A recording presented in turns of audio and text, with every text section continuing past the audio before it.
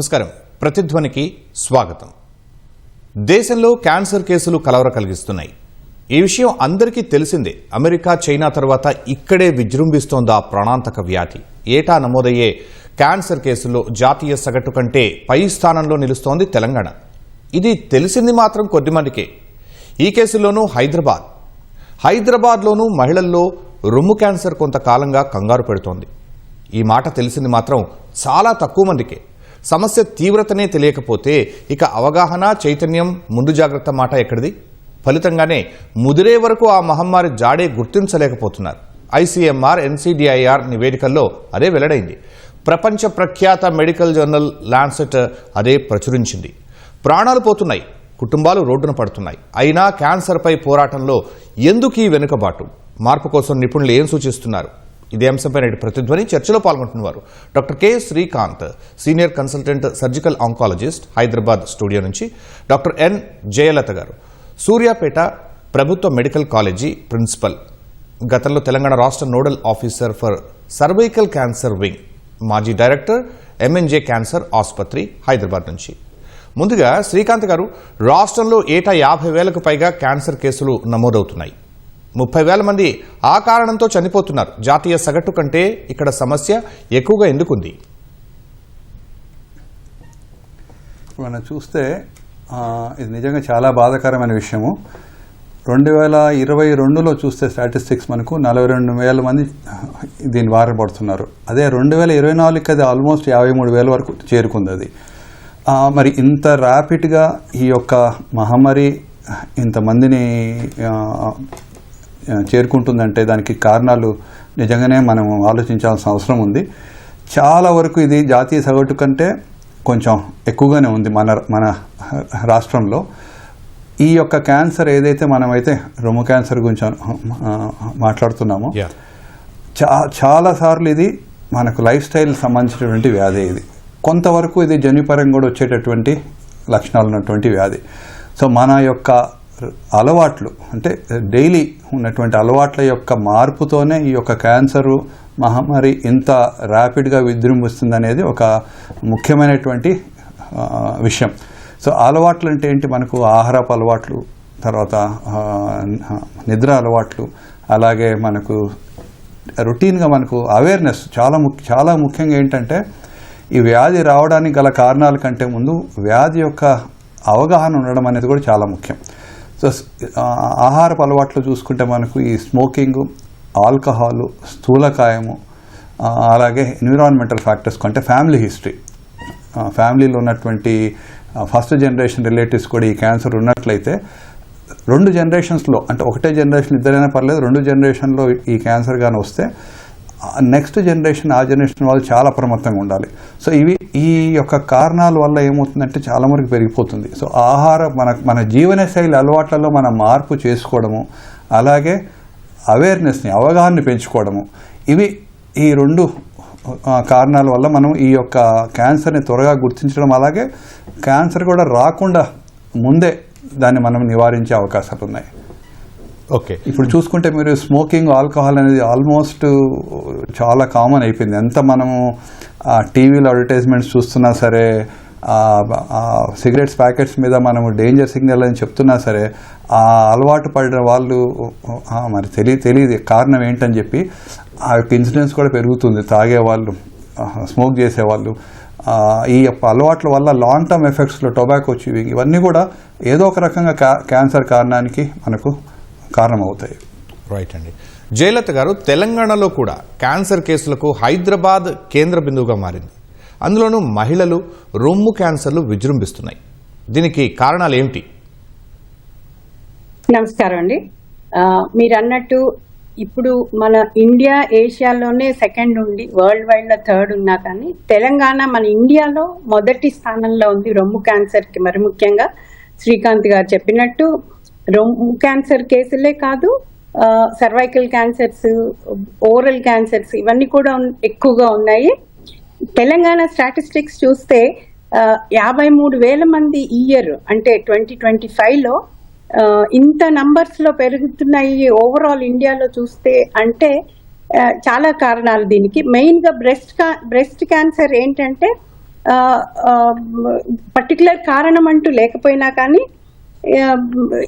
ఈ వంశపారంపర్యంగా వచ్చే 5-10% ఉంటాయి. ఇదే కారణం కాకుండా ఒబెసిటీ ఒకటి, అంటే స్థూలకాయంగా ఉండడము, దీనివల్ల క్రొవ్వు ఈస్ట్రోజన్ ని ప్రొడ్యూస్ చేసే ఛాన్సెస్ ఉంటుంది. తర్వాత ఎక్సర్సైజ్ లేకపోవడము, తల్లిపాలు ఇవ్వకపోవడము, టొబాకో వల్ల, మెయిన్ గా tobacco is also one of the cause అండి. తర్వాత డైట్, పర్యావరణం ఆల్టరేషన్స్, ఇవన్నీ కూడా ముఖ్యమైన కారణాల లాగా చెప్పవచ్చు మనము. ఈ బ్రెస్ట్ క్యాన్సర్ లాస్ట్, అంటే ఇంతకు ముందు సర్వైకల్ క్యాన్సర్ మొదటి స్థానంలో ఉండేది, కానీ ఈ మధ్య కాలంలో లాస్ట్ 5 years నుంచి మనం చూసేది ఏంటంటే బ్రెస్ట్ క్యాన్సర్ విచ్ ఇస్ మనం ఎంత నివారించదగిన క్యాన్సర్ అయినా కానీ, అంటే ఎక్స్టర్నల్ ఆర్గన్, ఇది మనకి బయటకు కనపడే ఆర్గన్, త్వరగా గుర్తుపట్టగలగొచ్చు, త్వరగా మనం నిర్ధారణ పరీక్షలు చేయొచ్చు. ఎంత త్వరగా నిర్ధారణ చేసి అంత త్వరగా మనం ట్రీట్మెంట్ కూడా ఆప్షన్స్ ఉన్నాయి. ఇన్ స్పైట్ ఆఫ్ దట్ మనకి స్టిగ్మా కావచ్చు, ముందుకు రాకపోవడం కావచ్చు, ప్రివెంటివ్ మెజర్స్ లేకపోవడం కావచ్చు, మన నిర్ధారణ పరీక్షల అవైలబిలిటీ, అంటే రూరల్ ఏరియాస్ లో కానీ అర్బన్ ఏరియాస్ లో ఉన్నంత ఫెసిలిటీ లేకపోవడం, విలేజెస్ లో నేను చూస్తున్నాను కదా. అసలు బ్రెస్ట్ క్యాన్సర్ ఒకటి మనము ఒక పర్టికులర్ ఏజ్ వచ్చాక చూసుకోవాలి అనే అవగాహన ఎవరికీ లేదండి. సో దీన్ని ముఖ్య కారణంగా చూసుకుంటే మనం ఎంతవరకు దీన్ని ప్రజల్లోకి తీసుకెళ్లాలో, ఈ పరీక్షల గురించి కానీ, నిర్ధారణ పరీక్షల గురించి కానీ, ప్రివెంటివ్ ఆస్పెక్ట్స్ గురించి కానీ, ఇవన్నీ కూడా అందరూ ప్రతి ఒక్కళ్ళు మన బాధ్యతగా గుర్తించి ముందుకెళ్ళి చేయడం చాలా ముఖ్యం అండి. మీరు అన్నట్టు మన హైదరాబాద్ అన్ని స్టేట్స్ లో కంటే కూడా తెలంగాణ ముందు ఉంది బ్రెస్ట్ క్యాన్సర్ విషయంలో. దీనికి చాలా ముఖ్యంగా ICMR సార్ చెప్పినట్టు ICMR ఎన్ని రీసెర్చ్ యాక్టివిటీస్ తీసుకున్నా మనకి ఈ మధ్య కాలంలో వచ్చిన క్యాన్సర్ ని నోటిఫైయబుల్ డిసీజ్ గా చేశారు మన గవర్నమెంట్, ఏప్రిల్ నెలలోనే చేశారు. దీనివల్ల ప్రతి ఒక్కరూ కూడా క్యాన్సర్ వచ్చిన పేషెంట్ ని ఐడెంటిఫై చేయడము, వాటిని దాన్ని రిజిస్ట్రీలోకి మెన్షన్ చేయడం వల్ల ఇంకా ముందు మనం ప్రోగ్రామ్స్ కూడా దీని ఆధారంగా చేసి రూరల్ ఏరియాస్ లో కూడా స్ప్రెడ్ చేసి ప్రతి ఒక్కరు మన బాధ్యతలాగా తీసుకుని ముందుకెళ్ళడం చేయడం అనేది చాలా ముఖ్యమండి. ఓకే అండి. శ్రీకాంత్ గారు, ప్రపంచ ప్రఖ్యాత మెడికల్ జర్నల్ లాన్సెట్ ప్రచురించిన ఈ ICMR NCDIR నివేదిక ప్రకారం క్యాన్సర్ను గుర్తించేసరికి చాలా ఆలస్యం అవుతోంది. ఎందుకని? దానివల్ల ఏం జరుగుతుంది? ఇది యాక్చువల్గా లాన్సెట్ జర్నల్ ఏదైతే రీసెంట్గా పబ్లిష్ చేశారండి, అది చాలా ఇంట్రెస్టింగ్ స్టడీ. అది మీరు చూస్తే, ఎందుకంటే ఇంత లేట్గా డయాగ్నోస్ అయ్యేదానికి ముఖ్యమైన కారణం ఏంటంటే మనకు ఒకటి ప్రజల్లో అవగాహన లేకపోవడము చాలాసార్లు, రెండోది చాలాసార్లు నాకు రాదు క్యాన్సర్ అనేటటువంటి, నేను స్ట్రిక్ట్గా ఉన్నాను, వెజిటేరియన్ డైట్ సరిగా తీసుకుంటాను, నాకు వచ్చే అవకాశాలు ఉండవని చాలాసార్లు వాళ్ళ మైండ్ సెట్ ఉంటుంది కొంతమంది. మూడోది వచ్చి ఏంటంటే ముఖ్యంగా స్క్రీనింగ్ ప్రొసీజర్స్, స్క్రీనింగ్కి ఆ యొక్క ముందుకు రావడం అనేది చాలా తక్కువ. మీరు స్క్రీనింగ్ చూస్తే ఇండియాలో 45 ఏళ్ళు దాటిన తర్వాత, ఏజ్ తర్వాత స్క్రీనింగ్ కోసం వెళ్ళేటటువంటి మహిళల సంఖ్య 1.3% అండి. చాలా దారుణం ఇది. ఆఫ్రికాలో 45 years తర్వాత స్క్రీనింగ్ చేసుకునే వాళ్ళ సంఖ్య 4.5%. అంటే మనం ఎంత బ్యాక్వర్డ్గా ఉన్నాం చూడండి. అంటే నేను అమెరికాతోనో, యూరోప్తోనో, ఆస్ట్రేలియాతోనో నేను పోల్చడం లేదు. ఆఫ్రికాలో 45 సంవత్సరాలు పైబడిన మహిళలు స్వచ్ఛందంగా స్క్రీనింగ్ పరీక్షలకు వచ్చేది 4.5%. మన దేశంలో అది 1.3%. సో ఇప్పుడు పాశ్చాత్య దేశాల్లో, డెవలప్డ్ నేషన్స్లో క్యాన్సర్ లేట్గా వస్తుందని చెప్పడం, అక్కడ కూడా క్యాన్సర్ ఇన్సిడెన్స్ చాలా ఎక్కువగా ఉంది. ఎక్కడ యుఎస్లో చూస్తే బ్రెస్ట్ క్యాన్సర్, కోలాన్ క్యాన్సర్ చాలా హై ఇన్సిడెన్స్, కానీ అక్కడ మరణాలు చాలా తక్కువ. ఎందుకు మరణాలు చాలా తక్కువ అంటే గవర్నమెంట్ స్క్రీనింగ్ ప్రోగ్రామ్స్ను చాలా స్ట్రిక్ట్గా ఎన్ఫోర్స్ చేస్తుంది. ఆ యొక్క సిటిజన్స్కి ప్రతి సంవత్సరం వాళ్ళు ఫోన్ చేసి మరీ పిలిపించుకొని, వాళ్ళు మిస్ అయిన 2-3 సార్లు రిమైండ్ చేసి రమ్మని చెప్తారు. వాళ్ళు కానీ ఆ స్క్రీనింగ్ ప్రోగ్రామ్ రాకుంటే వాళ్ళకి ఏదో, నాకు తెలిసినంతకు ఏదో పాయింట్స్లో కొంచెము తగ్గిస్తారు, అటువంటి నిబంధన ఉందన్నమాట. సో అదొకటి ఆ ఎన్ఫోర్స్మెంట్తో తీసుకొస్తారు. రెండోది ప్రజల్లో కూడా అక్కడ స్వచ్ఛందంగా మనం వెళ్ళాలి, ఓకే మనకు వచ్చే అవకాశం ఉంది కాబట్టి మనం వెళ్ళి చూపించుకోవాలి. దీనివల్ల ఏమవుతుందంటే ఆ స్క్రీనింగ్ వల్ల ఒకటో స్టేజ్, రెండో స్టేజ్లో క్యాన్సర్ని డిటెక్ట్ చేయడం జరుగుతుంది. సో వాళ్ళు పాయింట్ చేసినటువంటి ముఖ్యమైనటువంటి పాయింట్ ఏంటంటే ఇది స్క్రీనింగ్కి లేట్గా రావడము, స్క్రీనింగ్ చేయించుకోకపోవడము, దానివల్లనే ఈ యొక్క బ్రెస్ట్ క్యాన్సర్ని చాలాసార్లు మూడో స్టేజ్లో డిటెక్ట్ చేయడం జరుగుతుంది. సో మూడో స్టేజ్లో డిటెక్ట్ చేసిన తర్వాత మనం ఎంత అద్భుతమైనటువంటి ట్రీట్మెంట్ ఇచ్చినా కూడా దాని యొక్క సర్వైవల్ రేట్స్ మనకి 40 to 50%. అదే మొదటి స్టేజ్లో 90%, రెండో స్టేజ్లో ఆల్మోస్ట్ 70-75% క్యూర్ రేట్స్. సో ఆ యొక్క డిలే వల్లనే మన దేశంలో క్యాన్సర్ వల్ల మరణాలు చాలా ఎక్కువగా నమోదవుతున్నాయి. రైట్ అండి. జయలలిత గారు, మహిళల్లో రొమ్ము క్యాన్సర్ అన్నది ఎందుకు తీవ్రమవుతోంది? అది రావడానికి ప్రత్యేకమైన కారణాలు ఏమైనా ఉంటాయా? లక్షణాలు ఎలా తెలుసుకోవాలి? మంచి ప్రశ్న అడిగారండి. బ్రెస్ట్ క్యాన్సర్ నేను ఇంతకుముందు చెప్పినట్టు ఈ అన్ని క్యాన్సర్స్ లో కూడా ఎక్కువ పర్సంటేజ్ లో మన దగ్గర నమోదవుతోంది. ఈ బ్రెస్ట్ క్యాన్సర్ కి రావడానికి కారణాలు మనం ఇంతకు ముందు డిస్కస్ చేసినట్టు చాలా వరకు వంశపార్యంగా వచ్చే ఓన్లీ 10%. మిగతావన్నీ కూడా అంటే వంశపార్యపర్యం అంటే తల్లికి కానీ వాళ్ళ ఇంట్లో ఫ్యామిలీ మెంబర్కి క్లోజ్ రిలేటివ్ అంటే మదర్ కానీ సిబ్లింగ్స్ కానీ ఉండేది 5 to 10%. మిగతావన్నీ కూడా కారణాలు ఇది అని పర్టికులర్గా చెప్పలేకపోయినా కానీ తల్లిపాలు ఇవ్వకపోవడము, లేట్ మ్యారేజెస్ ఒకటి, తర్వాత ఒబెసిటీ అంటే చాలా స్థూలకాయం ఎక్కువగా ఉండడము, ఎక్సర్సైజ్ లేకుండా సెడెంటరీ లైఫ్ స్టైల్ ఉండడము, tobacco chewing. Tobacco is also one of the అంటే మన దేశంలో ఎక్కువ లేకపోయినా కానీ మిగతా దేశాల్లో tobacco is one of the leading cause. అదే కాకుండా మన డయటరీ చేంజెస్ అంటే లైఫ్ స్టైల్ చేంజెస్, ఎక్కువసేపు ఎక్సర్సైజ్ లేని ఇది, అదే కాకుండా హార్మోన్ రీప్లేస్మెంట్ ట్రీట్మెంట్ అనేది ఈ మధ్య ఎక్కువగా అంటే సంతానోత్పత్తికి కానీ మెన్స్ట్రల్ ప్రాబ్లమ్స్ కి కానీ పోస్ట్ మెనోపాజల్ బ్లీడింగ్ కోసమన్నా ఎక్కువ హార్మోన్స్ ని యూజ్ చేయడం వల్ల. ఇదే కాకుండా అడల్ట్రేషన్, ఫుడ్ అడల్ట్రేషన్ ని ఈ మధ్య మనం ఎక్కువగా చూస్తున్నాం. అంటే పాలల్లో కానీ పాల ఉత్పత్తుల్లో కానీ ఇంజెక్షన్స్ వేయడము, chicken which we eat is adulterated అంటే హార్మోన్ ఇంజెక్షన్స్ వల్ల. ఇవన్నీ కూడా మనకి తెలియకుండానే మన బాడీలో ప్రవేశించి ఇవన్నీ కార్సినోజన్స్ లాగా యాక్ట్ అయ్యి ఈ క్యాన్సర్ రావడానికి ముఖ్య కారణాలు అవుతున్నాయండి. ఈ విమెన్ క్యాన్సర్ కి మెయిన్ గా యాజ్ ఐ సెడ్ అంటే ఈ మధ్య కాలంలో పిల్లలందరూ కూడా ఆడపిల్లలు లేట్ మ్యారేజెస్ ఒకటి, పిల్లలు పుట్టకపోవడం ఒకటి, ఫస్ట్ చైల్డ్ ని డిలే చేయడము, ఇదే కాకుండా తల్లిపాలు ఇవ్వకపోవడము, ఇవి నిర్ధారించబడిన కారణాలండి. ఇవి మీరు అడిగినట్టు దీనికి టెస్టింగ్ చాలా ఈజీ. సార్ అన్నట్టు 25 to 35 years తర్వాత పడిన వాళ్ళు ప్రతి ఒక్కరూ కూడా ఇయర్లీ ఒకసారి ఆర్ 2 yearsకి ఒకసారి మ్యామోగ్రాము, మన సెల్ఫ్ ఎగ్జామినేషన్ అంటే ప్రతి ఒక్కరూ తన మటుకు ఒక డేట్ పెట్టుకుని మంత్లీ ఒకసారి బ్రెస్ట్ని తడిమి చూసుకోవడము, క్లినికల్ బ్రెస్ట్ ఎగ్జామినేషన్ అంటారు. అంటే ఒక డాక్టర్తో ఒక హెల్త్ వర్కర్ తోటి టెస్ట్ చేయించుకోవడము. ఇవే కాకుండా ఎవ్రీ 2 yearsకి ఒకసారి మ్యామోగ్రామ్ కానీ సోనోమామోగ్రఫీ అంటే అట్లీస్ట్ అల్ట్రాసౌండ్ మ్యామోగ్రఫీ, సోనోమామోగ్రఫీ, మ్యామోగ్రఫీ ఇవి రెండు ఒకసారి చేయించుకుంటే కనుక ముందే రాగలిగిన ముందే మనం గుర్తించే చాలా ప్రయత్నం చేయొచ్చు. చిన్నపాటి లీజన్లో ఉన్నప్పుడు ఈ ట్రీట్మెంట్ చాలా ఈజీ. సార్ అన్నట్టు ఫస్ట్ అండ్ సెకండ్ స్టేజ్లో డిటెక్ట్ అయితే కనుక చాలా ఈజీ.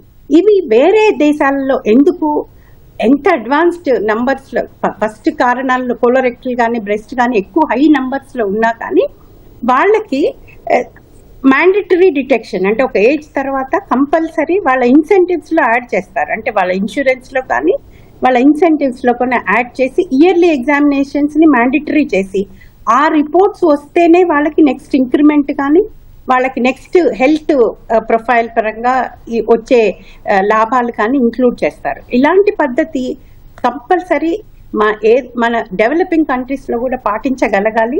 కాకపోతే మనకి ఎడ్యుకేటెడ్ విమెన్, వర్కింగ్ విమెన్ చాలా తక్కువ కాబట్టి మనకి వీలైనంత వరకు రూరల్ ఏరియాస్లో స్క్రీనింగ్ అనేది అంటే ఏమీ లేనప్పుడు చూసే డిటెక్షన్ని స్క్రీనింగ్ అంటాం. కాబట్టి ప్రతి మహిళ 35 years తర్వాత ఒక్కసారి మనకు పబ్లిక్ హెల్త్ ద్వారా మనకున్న ఇప్పుడు మెడికల్ కాలేజెస్ ఎవ్రీ డిస్ట్రిక్ట్ లో వచ్చాయి. వీళ్ళ ద్వారా ప్రతి విమెన్ కి డోర్ టు డోర్ క్యాంపెయిన్ చేసి ఈ సోషల్ వర్కర్స్ కానీ మనకి help women health care groups కానీ, లయన్స్ క్లబ్ ఇలాంటి సోషల్ గ్రూప్స్ కానీ ముందుకొచ్చి ప్రతి మహిళనికి డోర్ టు డోర్ క్యాంపెయిన్ చేసి 35 years ఉన్న మహిళని ప్రతి ఒక్కళ్ళని ఒక్కసారి అట్లీస్ట్ 2 years లో ఒక్కసారైనా టెస్ట్ చేయించుకునే పద్ధతి కనుక ప్రవేశపెట్టగలిగితే చాలా వరకు నివారించవచ్చు. యాజ్ సార్ చెప్పినట్లు 3rd stage లో ప్రజెంట్ అవుతున్నారు కాబట్టి హాఫ్ ద కేసెస్ మనము at the end of the treatment అంటే డెత్స్ రికార్డ్ అవుతున్నాయి 50% ఆఫ్ ద కేసెస్. సో మనం సేవ్ చేయలేకపోతున్నాం ఇన్ స్పైట్ ఆఫ్ హ్యావింగ్ మనకి ఇన్ని అడ్వాన్స్డ్ ట్రీట్మెంట్ ఫెసిలిటీస్ ఉన్నా కానీ. సో ఇది తప్పకుండా అందరూ గుర్తుంచుకోవాల్సింది. ఈ మధ్య కాలంలో అవేర్నెస్ పెరిగినా కానీ సార్ చెప్పినట్టు మొన్నటి వరకు 0.05 ఉండేది మనకి స్క్రీనింగ్, ఇప్పుడు 1.5 or 4% రికార్డ్ అవుతుంది. So that is also one of the 1.5 to 2. Yes, sir. Srikanth గారు, రాష్ట్రంలోనే కాదు దేశం మొత్తం మీద క్యాన్సర్ సర్వైవల్ రేట్ చూస్తే 30 to 35%. ఇది దాటం లేదు. కొన్ని దేశాలు అది 70% వరకు కూడా ఉంది. మనం అక్కడికి చేరుకోవాలంటే ఎలా?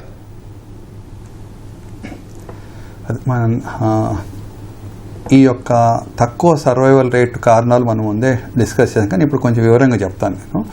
ఎందుకంటే పాశ్చాత్య దేశాల్లో అంటే డెవలప్డ్ కంట్రీస్లో చాలాసార్లు ఏంటంటే మన మేడం డాక్టర్ జయలలిత గారు చెప్పినట్లు స్క్రీనింగ్ మెథడ్స్ అనేవి చాలా అగ్రెసివ్గా ఉంటాయి.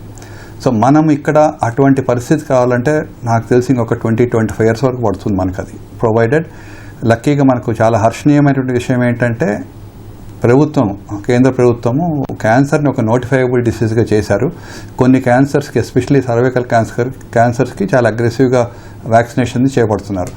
సో ఇక్కడ మనకు ఈ యొక్క సర్వైవల్ రేట్ని పెంచాలంటే ప్రతి ఒక్కరికి క్యాన్సర్ల మీద అవగాహన ఉండాలి. అవగాహన ఉన్నా లేకపోయినా స్క్రీనింగ్ టెస్ట్కి అంటే అది హార్ట్కి కావచ్చు, క్యాన్సర్ కావచ్చు, దేనికైనా సరే సంవత్సరానికి ఒకసారి 1 నెల పెట్టుకొని రొటీన్ క్యాన్సర్ హెల్త్ చెకప్స్కి వెళ్ళడం చాలా ముఖ్యం. సో ఇది చాలాసార్లు చదువుకున్న వాళ్ళల్లో, అవేర్నెస్ ఉన్న వాళ్ళల్లో, ఆ యొక్క భయం ఉన్న వాళ్ళల్లో ముందుకు వస్తారు. కానీ రూరల్ పాపులేషన్కి చాలాసార్లు వాళ్ళు ముందుకు రారు. ఎందుకంటే కారణాలు చాలా ఉంటాయి.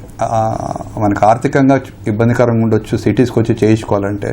కాబట్టి చాలాసార్లు గవర్నమెంట్ ప్రభుత్వాలు కానీ లేకపోతే కొన్ని వాలంటరీ ఆర్గనైజేషన్స్ కానీ ముందుకు వచ్చి ఆ ప్రజల దగ్గరికి అంటే విలేజెస్కే ఈ యొక్క క్యాన్సర్ స్క్రీనింగ్ ప్రజలకు దగ్గరకు తీసుకెళ్ళగలిగితే తప్పనిసరిగా ఈ యొక్క క్యాన్సర్ డిటెక్షన్ అనేది కొంచెం ముందుగా మనం డిటెక్ట్ చేయడం జరుగుతుంది. సో ఈ యొక్క స్క్రీనింగ్ ప్రొసీజర్స్ని ఎప్పుడైతే మనము రారు అంటే విలేజెస్కి ఇప్పుడు చాలాసార్లు రోటరీ క్లబ్ అని కొన్ని సోషల్ ఆర్గనైజేషన్స్ ఈ క్యాన్సర్ స్క్రీనింగ్ వ్యాన్స్ని పెద్ద స్క్రీనింగ్ వ్యాన్స్ని ప్రజల దగ్గరికి విలేజెస్ దగ్గర తీసుకెళ్ళి స్క్రీనింగ్ చేయడం జరుగుతుంది. చాలా యూస్ఫుల్గా ఉంది. చాలాసార్లు దాంట్లో చాలా క్యాన్సర్ డిటెక్షన్ రేట్స్ అర్లీగా అడ్వాన్స్ కూడా డిటెక్ట్ చేయడం జరుగుతుంది. సో ఈ యొక్క క్యాన్సర్ స్క్రీనింగ్ ఎప్పుడైతే మనము ప్రజల దగ్గరికి విలేజెస్కి రూరల్కి తీసుకెళ్ళగలుగుతామో అప్పుడు ఈ యొక్క క్యాన్సర్ని డిటెక్ట్ చేయడం అర్లీగా జరుగుతుంది.